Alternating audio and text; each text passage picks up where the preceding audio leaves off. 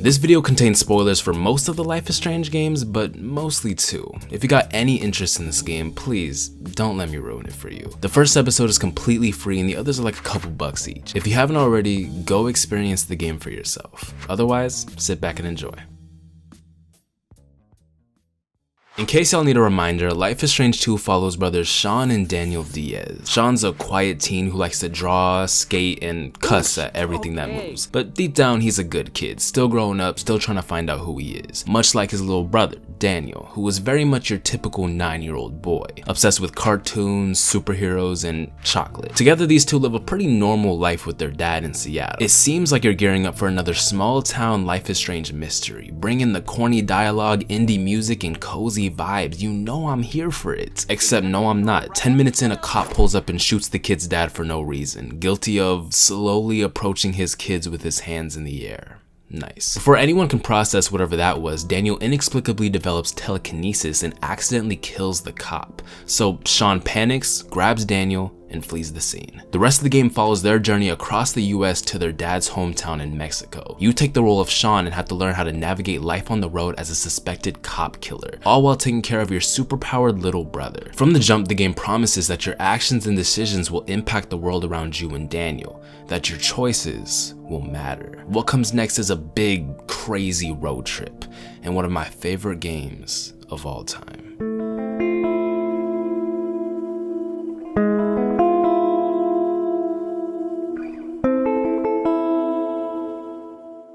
2 is very much the black sheep of an already pretty niche series. Where every other game is a small town mystery with a female lead, this is a blatant political drama about 2 brothers trying to get out the country. So even the relatively small group of people who are actually into Life is Strange don't mess with this radical departure from series norms. Which is crazy because if you ask me, this is easily the best game in the franchise. It's got some incredible art direction, using hand-painted textures and stylized UI to breathe life into every corner of the game. Each episode beautifully depicts different sides of the Western US, each with its own setting, characters, and plot, making each feel distinct and memorable. Jonathan Morales' score perfectly captures the game's tone, nailing the feeling of isolation and grief, yet still providing a much-needed sense of hope. It's deliberately very different from the first game, but I'd say it understands what made it special better than any other game in this series. Overall, it's an incredible experience that doesn't get half the praise it deserves, and that's never more clear when you look at the game's finale. When I think about why this game left such an impact on me, my mind immediately goes to that ending. Donut set out to weave every part of this crazy road trip into multiple satisfying conclusions, and with the help of a robust choice and consequence system, they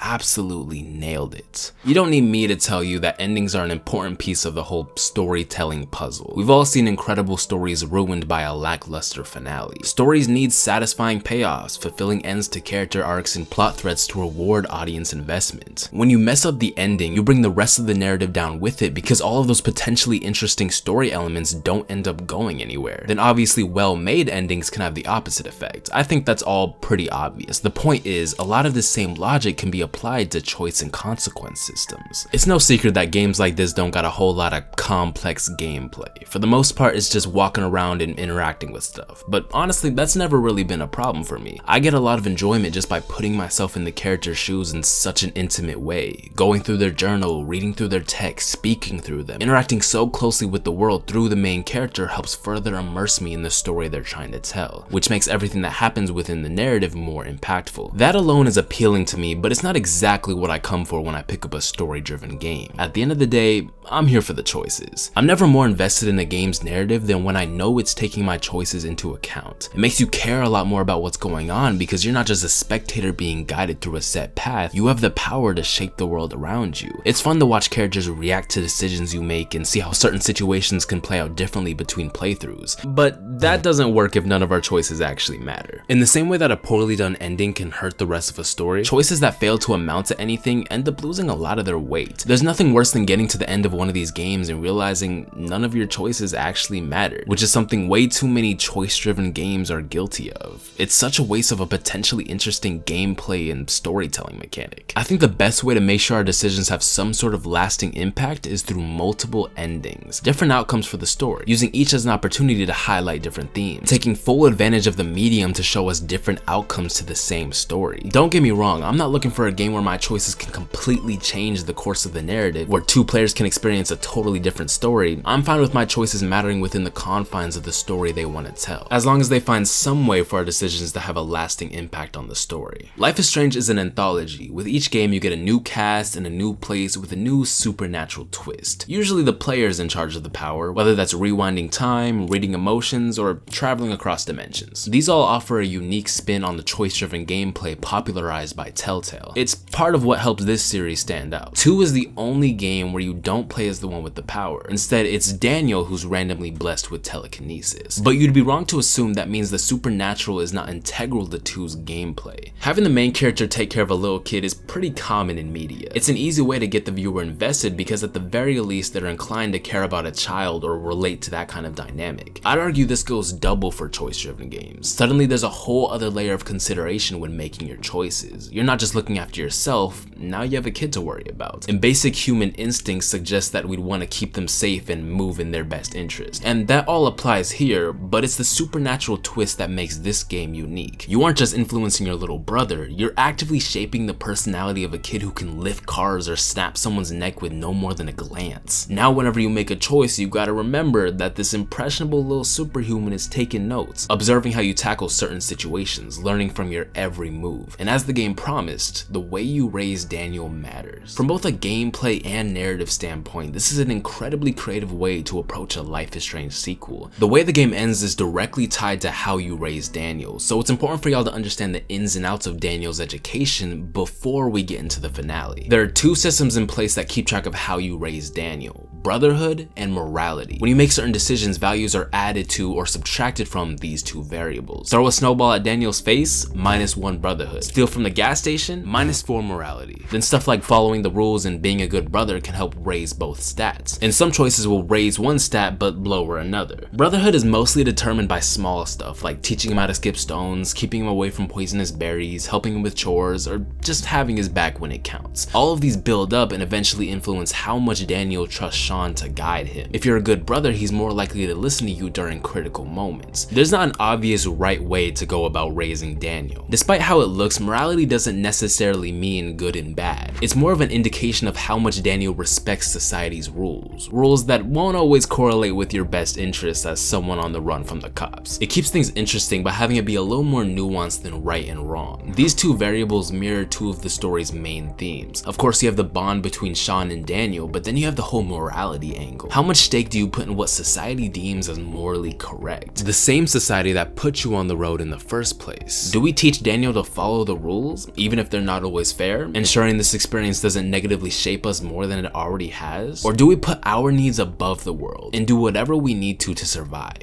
even if it means losing part of who we are? Most of the game's major choices call back to this theme in some way. So the game's main mechanic is directly tied to the story's primary relationship. If Daniel doesn't work, a lot of the game falls apart. Thankfully, Don't Nod put in the work to ensure you actually care about this little superhero. Every Life is Strange has these little moments of calm, where the main character can sit down and reflect on whatever's going on. In 2, Sean just be trying to process how crappy his life is when Daniel hijacks his whole vibe talking about some hot dog man. Stuff like this does a lot to solidify the fact that this isn't just Sean's journey. Through and through, this is the Diaz brothers' story, and this is one of the many ways Don't Nod drives that point home. There are moments where you and Daniel are just walking around and you're just talking to him, guiding him through the world. In one of the game's first sections, you can teach Daniel how to trailblaze, skip stones, tell him which kind of berries are okay to eat. You can help him cross big logs, you can choose whether or not to tease him. Why this one section got more choices than a whole episode of Double Exposure? They probably matter more too, because all of these have varying effects on that brotherhood stat. If you actually engage with the game, you can end up building quite the bond with your little brother. I like how most of it is optional too. Player agency goes beyond just a couple of big choices. How you treat Daniel throughout moment-to-moment gameplay matters, which does a lot to consistently underline that theme of brotherhood. As the game went on, I found myself getting really attached to Daniel. I know a lot of people hate on him because he low-key causes most of the game's problems, but come on, he's a 9-year-old, one who's been thrust out of his cozy life and into life on the road, dealing with homelessness, violence, and the guilt of thinking he got his pops killed and drove his mom away, all while trying to adjust to having superpowers. How could you not expect an outburst or two, for him to be a little moody from time to time? He's angry at the world and he's he's responding in the only way a kid really knows how, by lashing out. Too many people completely miss the point of his character and just write him off as an annoying kid. But if you actually stop to consider why he acts this way and how it contributes to the larger themes, you'll find what I consider to be a pretty compelling character. The point is, Daniel works. This relationship works, and I think that's a testament to how well Don't Nod developed their dynamic. They used gameplay as a tool to get you closer to the characters and more invested in the narrative. But what does Daniel's education actually do? Why are they keeping track of all these little moments? Well, one of my favorite examples of the brotherhood system at work comes towards the end of episode 3. After you, Daniel, and Finn are caught breaking into Meryl's office, he prepares to punish the group. It's not clear exactly what he plans to do, but you're given the choice to sit and find out or risk Daniel using his powers to stop him. Say you tell Daniel not to do anything. If your brotherhood is high enough, he'll listen to you. This results in Meryl shooting and killing Finn, which takes a massive hit on Daniel's brotherhood. Now he knows not to trust you. Clearly, you don't know what you're doing. It's your fault! You hated Finn! Daniel, listen! You fucked it up! You can see how much something as small as a little boy trusting your judgment matters given the context. If your brotherhood were lower, Daniel would have disobeyed you and used his powers to save Finn. This doesn't have much of an effect on any of the two stats, but deliberately telling Daniel to use his powers boosts his brotherhood and takes a hit on his morality because you just told him to use his powers to hurt someone. And just like brotherhood, that stat builds up throughout the game. Towards the end of episode 4, if you've raised your brother to steal, freely use his powers, and be an overall threat to society, you'll have what's known as a low morality Daniel. And at the end of episode 4, he'll try to kill this crazy church lady. This will be the first time Daniel purposely takes a human life, and it's up to you to decide how it plays out. If you want, you can try to convince him not to do it, and if your brotherhood is high enough, he'll listen to you, saving him from the moral burden of taking a life. If not, you'll be forced to either let Daniel kill her or take her out yourself. The latter takes a hit on his morality, but not as much as it does if you let him do it himself. Then obviously none of this happens with a high morality Daniel because he's just a peaceful little guy with zero qualms. This whole system is a little more complicated than I described, but to put it simply, your choices influence Daniel's moral compass, which determines the choices he makes. And brotherhood dictates whether or not your choices can override his. And what's cool is none of these variables are directly shown to you. It's not like a Stardew Valley heart meter or something. It's all naturally baked into the experience. Outside of these big moments, you can tell what kind of Daniel you're raising by paying attention to how he acts. Small bits of dialogue will change depending on his personality. A Daniel with low brotherhood will be a little more moody towards Sean, showing his older brother a lot less respect, hinting at the fact that he doesn't really trust his judgment. You don't wear your watch anymore? What? Oh. Nah. I put this on instead. Finn gave it to me. Pretty cool, huh? Finn gave it to me. Way less lame. A Daniel with low morality will generally be a lot more violent. He's more willing to use his powers to hurt people. Aside from this vague warning at the start of each episode, it's not immediately clear how Daniel's education works. Someone playing this for the first time would have no idea that there's a system like this in place. They just see Daniel reacting to the decisions they make and naturally understand that their choices matter. In general, the choice screen at the end of each episode does a great job laying everything out and letting you know that things could have played out differently without telling you exactly how to get to that point, encouraging you to further interact with the game. And the devs are more than happy to reward that curiosity with plenty of variation. Think back to the heist scene. Aside from all the Daniel related variants, there's a lot that changes depending on how you approach the heist. The game takes into account whether you made noise while stealing a car, it tracks if you had Daniel destroy the security cameras on your way in, or whether or not you decided to go on the heist at all. All of this changes how the scene plays out. Or how in episode 4 the game tracks how you've navigated your way through the church to decide whether or not this guy catches you snooping around. Not only is it just cool to see how certain events can play out differently, but stuff like this does a lot to fully immerse you in the game. Having consequences to all this small, seemingly inconsequential stuff helps remind us that our choices matter. It helps keep you on your toes and makes you take the scenarios the game presents you with seriously, even if it's mostly just the stuff related to Daniel that has any lasting consequence. Overall, Don't Nod did a great job taking advantage of the video game medium. This isn't something you can easily adapt to anything else because so much of the narrative's appeal comes down to the gameplay. It's nothing crazy where one choice will send you on a completely different path, but name one game of this length and scope that does anything remotely close to that. Even though each episode eventually leads to the same place, the way you get there and the effect it has on Daniel varies wildly depending on how you play. And when it's all said and done, the way you've raised your little brother has a huge impact on how the game ends. Towards the end of the game, after 5 episodes of literal blood, sweat, and tears, Sean and Daniel finally pull up to the US-Mexico border, where they're surrounded by cops and urged to surrender. Sean's speech is a heartbreaking reminder of how we got here, how a couple of normal kids found themselves in this situation. He apologizes for the mistakes he's made along the way, and in a high morality playthrough, he'll tell Daniel to always do the right thing. In a low morality one, he'll tell him to be brave, strong, and a fighter. Both requests mirror what you've taught him throughout the game. It clues you in on what type of Daniel you've raised one last time before the game has you make one last final choice: surrender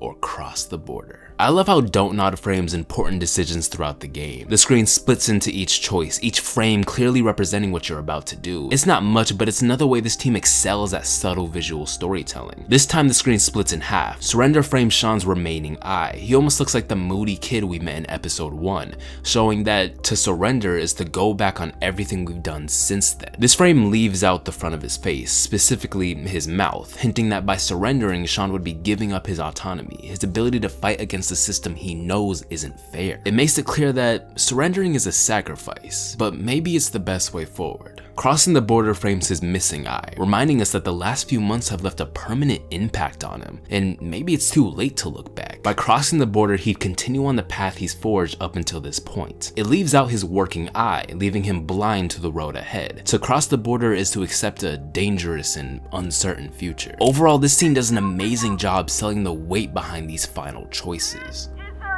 So, how does the story of the Wolf brothers end?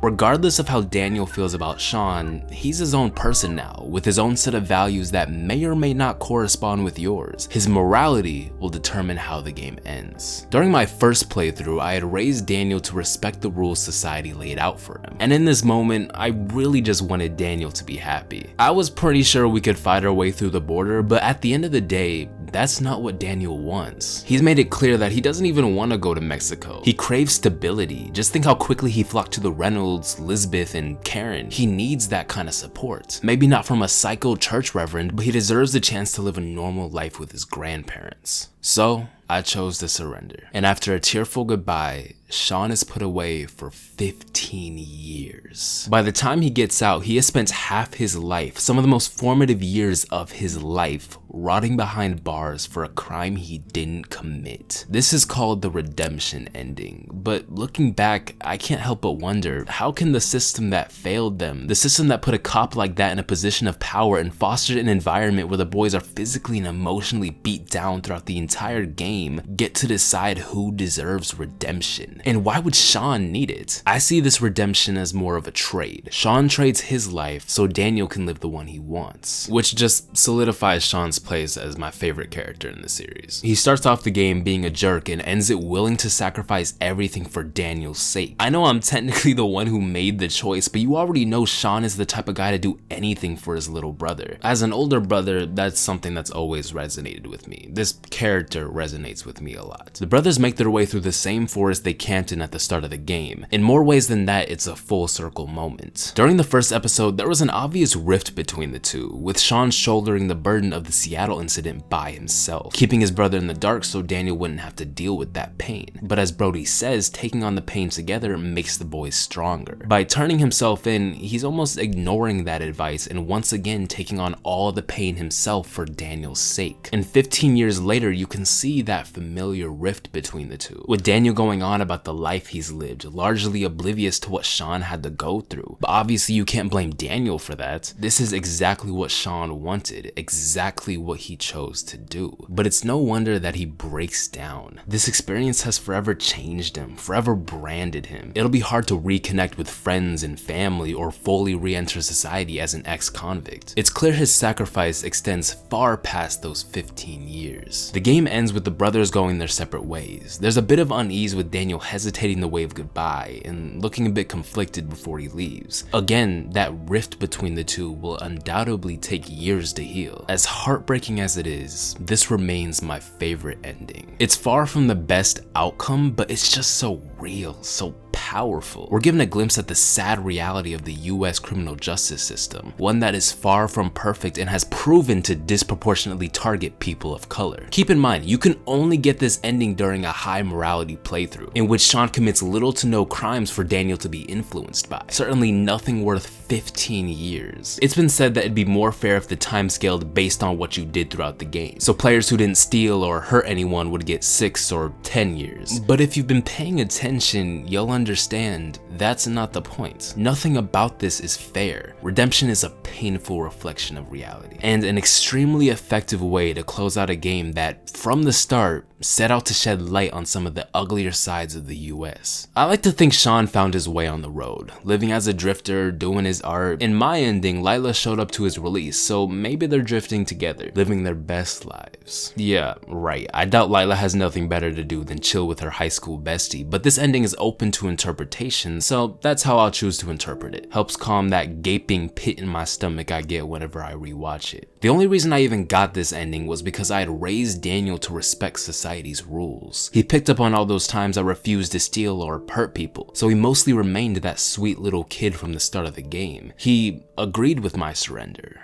But what if he hadn't? What if we raised Daniel to put him and his brother first, to disregard the rules of society and forge his own path towards freedom? If you've raised a low morality Daniel and try to surrender, he'll ignore your choice and attempt to cross the border anyways, mentioning how they went through too much to give up now, and that it's his turn to look after them. Not only does he use his powers to start the car, but he forces the door shut so Sean can't get out, all while deflecting an onslaught of bullets. You can tell he's desperate for Sean's approval, to prove that he's old enough to make the right call. Eventually, they make it, but not before Sean gets shot in the neck and bleeds to death.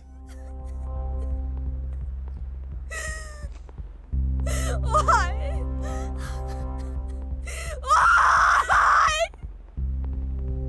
Something I loved about the first Life is Strange is how powerful those final choices were. Everything was leading to one last impossible decision: sacrifice Chloe or sacrifice Arcadia Bay. Choices that were very much symbolic of the game's themes in the same way that 2's are. They had this air of finality to them and really helped tie everything together. They went on to spark serious discussion around which path was best, debate that continues to this very day. They made for an unforgettable last impression, which goes to show how effective structuring the finale like this was. The only problem is, the way the game ends is solely tied to your final choice. None of your other decisions affect the outcome, which had a lot of people feeling like most of them didn't actually matter. But I don't think the first game's finale would have hit as hard without this moment, so what do? I think 2 strikes the perfect balance. They still have you make one last tough choice, but the outcome of your decision is entirely reliant on Daniel's morality, which you've helped shape with every other decision you've made so far. So you get the finality and tension of having to make one last choice without it nullifying all of your other ones. With this system, we're given 4 completely different outcomes for the story. Each has small variations, but really it's 4 main endings. And I'd argue all offer a fitting conclusion to the story. Yes,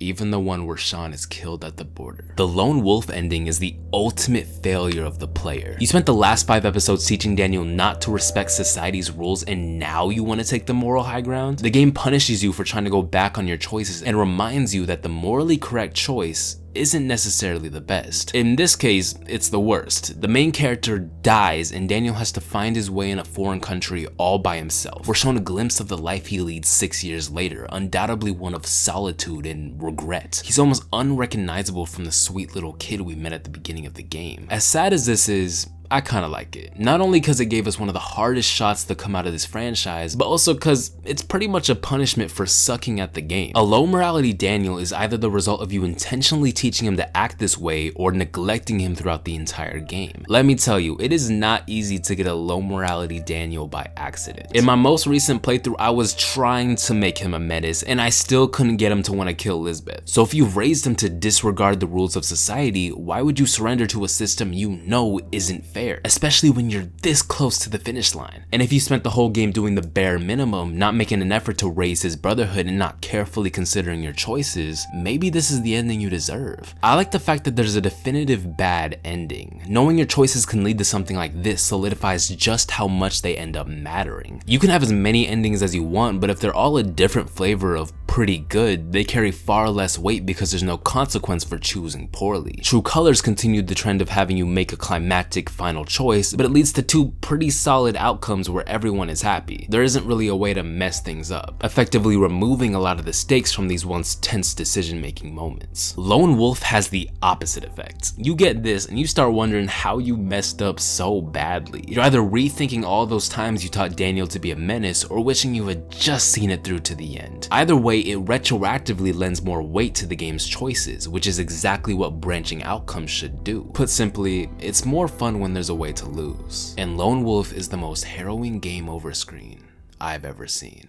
But give me a chance to offer a slightly more positive spin on things. Okay, so I'd argue identity is another big theme of the game, struggling to find yourself in a world that only sees you as one thing. I know I said low morality isn't necessarily bad, and I stand by that, but I think we can all agree having a little kid become a ruthless thief and killer probably isn't the best direction for his life. He's doing what he needs to survive, but he's losing himself in the process. Low morality Daniel is a violent, selfish kid, but I think Sean's death was a huge turning point for him. The Daniel from the end of a low morality playthrough wouldn't be peacefully drawing on the beach or sparing lives. He's clearly mellowed out a lot. I think losing his brother like that showed Daniel the error in leading with anger and violence. Now he tries to live a relatively peaceful life. Despite the cards he's been dealt, he doesn't let the world completely change who he is. That's gotta count for something. This ending obviously frames the story as a tragedy, but it's one with a little more light at the end of the tunnel than a lot of people give it credit for. Choosing to cross the border with a high morality Daniel sparks resistance from your little brother. You've raised him to respect society's rules, and I'm pretty sure forcing your way through a police barricade counts as breaking the law. He does what he needs to get Sean through before jumping out the car and turning himself in. Parting ways is a bittersweet ending. Sure, the brothers are separated, but they're both alive, both free and thriving. Daniel gets a nice life with his grandparents, and Sean's chilling in Mexico with whoever you chose to romance in episode 3. They both lead pretty happy lives, but it is implied that they're never gonna see each other again, at least not for a long time, which is obviously pretty sad, especially if you've come to care about their relationship, but I think most people would agree that it's for the best. In my eyes, this is easily the best outcome. I like how Daniel finally gets a chance to take control of his life in a positive way. I think this whole scenario represents a significant amount of maturity on his part. This gotta be the first time he makes a decision that's not just an excuse to lash out at Sean or prove he knows better. In this moment, he understands that for both of them to live the lives they want, they have to part ways. Sean is a free spirit at heart. He's happiest when surrounded by like-minded people, not brought down by rules or tradition or the responsibility of having to look after a kid. He's a lot like his mom that way. He obviously loves his little brother, but having to raise a little kid when you're barely an adult yourself is a huge burden. And I think Sean is better off without that responsibility. I have no doubt that he was able to find his people in Mexico and live the life he's always wanted. Daniel, on the other hand, clearly doesn't really want to leave the US. He was happy at his grandparents' house, where he was able to be a normal kid to run around and play superheroes with Chris. Ankle monitor notwithstanding, I'm sure he got the life he wanted too. All this because Daniel, the kid who spent the entire game lashing out and causing problems, was mature enough to make the right call when the time came. A beautiful moment for this character. It's interesting how the second you make your last choice, Daniel becomes the main character. All of these endings are from his perspective. This does lead to Sean getting sidelined a little bit, but with Daniel's education being as prominent as it is, it was important to highlight what kind of life Daniel leads based on your influence. I think this was the perfect way to go about things. Again, reminding us that this is far from just Sean's journey. I also like how this ending kind of complements redemption. Daniel grows up with his grandparents in both endings, but each shows a completely different side of that. Redemption shows him growing far into adulthood, so we don't see much of his time with the Reynolds,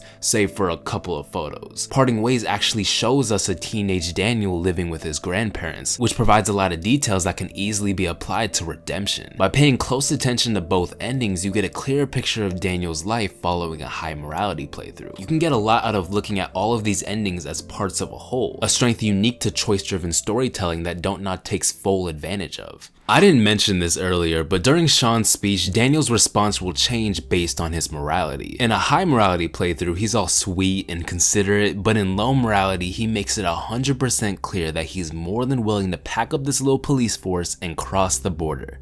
So, let's do it. It's rare we get big, action-heavy set pieces in Life is Strange. As much as Max and Daniel like to compare themselves to superheroes, these games are far from superhero stories. You're not gonna see a bunch of superpowered fight scenes or anything like that. The supernatural is no more than a tool to help tell grounded, character-driven stories, and I love it for that. But it's the rarity of this type of scene that makes this moment so great. Daniel finally gets to unleash his full power. No more holding back, no more running away. There is zero consideration for what the world says is right or wrong. All that matters is keeping him and his family safe, looking out for your own. As far as Daniel is concerned, this is right. Shoot! Shoot! Fire! You will be strong. Be brave. Be a fighter, Enano, like you already are.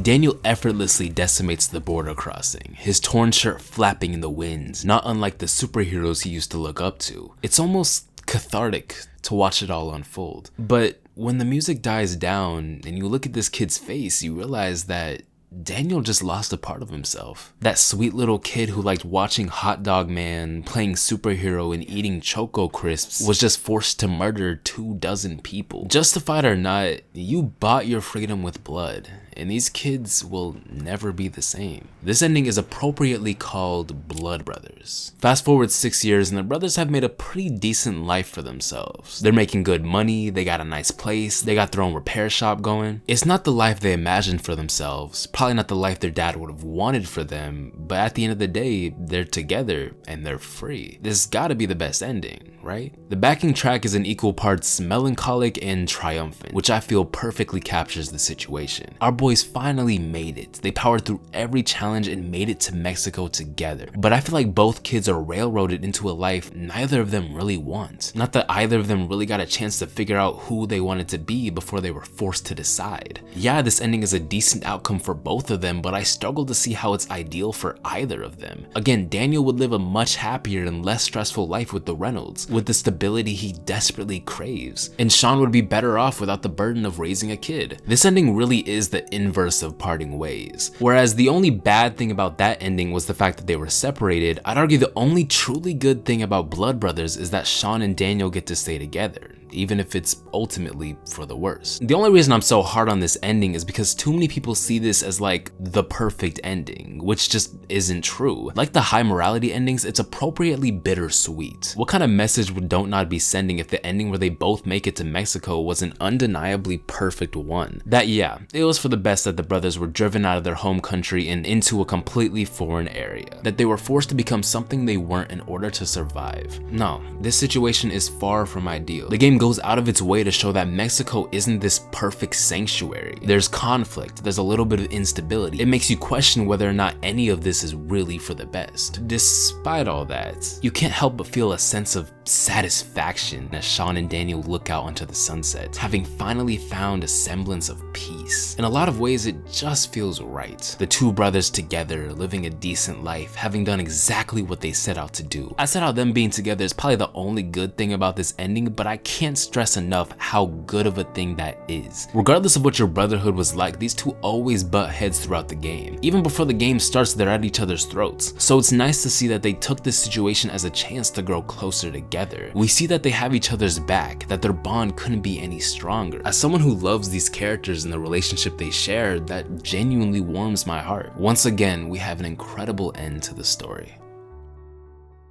I could go on, but I think you get the point. This game's choices and the finale it builds to are a big part of why I hold the game in such high regard. In the same way that a meaningful ending bolsters the rest of the story, these branching outcomes give weight to all of the game's choices. So for this finale to be both meaningful and distinctive makes for a game whose overall impact can't be overstated. I can go back to these choices and still feel a little anxious making them or watching people make them because I know it's all leading somewhere. Endings aside, you have to give Don't Nod props for how much detail they put into each episode, for the sheer amount of variation for even the smallest of choices. Through and through, the decisions you make really do affect the world around you and Daniel, and it makes for a journey that you can truly call your own, one that you can fully immerse yourself in, making this incredible story hit even harder. I hate that the series slowly stopped prioritizing player choice, to the point where Double Exposure doesn't even have multiple endings, just the one bad one. I always hoped that Deck 9 would eventually expand on what 2 did, but it only really went downhill from here. Future games would be smart to look at 2 as a shining example on how to do choice and consequence right for this type of game. And having a system like Daniel's Education, they find a way to make our choices matter without them getting in the way of the story they want to tell, all while placing value on the game's core relationship and having it be a natural extension of the game's themes. It's perfect, made even better by the fact that the endings this system leads to are all incredibly well done. They built new character models and set pieces to bring each of these endings to life. Each gets the time to really set in and close out the game in a uniquely satisfying way. They leave a lot up to interpretation without it being overly vague, giving us plenty of room to discuss each outcome and come up with our own interpretations. I like how they avoid having a definitive good ending. I'd say aside from Lone Wolf, they all fall into some sort of gray area, each with their own pros and cons for people to consider and debate. But that's not to downplay Lone Wolf's contribution. I've already discussed why it's such an important piece of the puzzle. Any one of these endings could act as a fitting conclusion on its own, but it's only when you put them all together that you get the clearest picture of everything this game was going for and everything it absolutely excels in.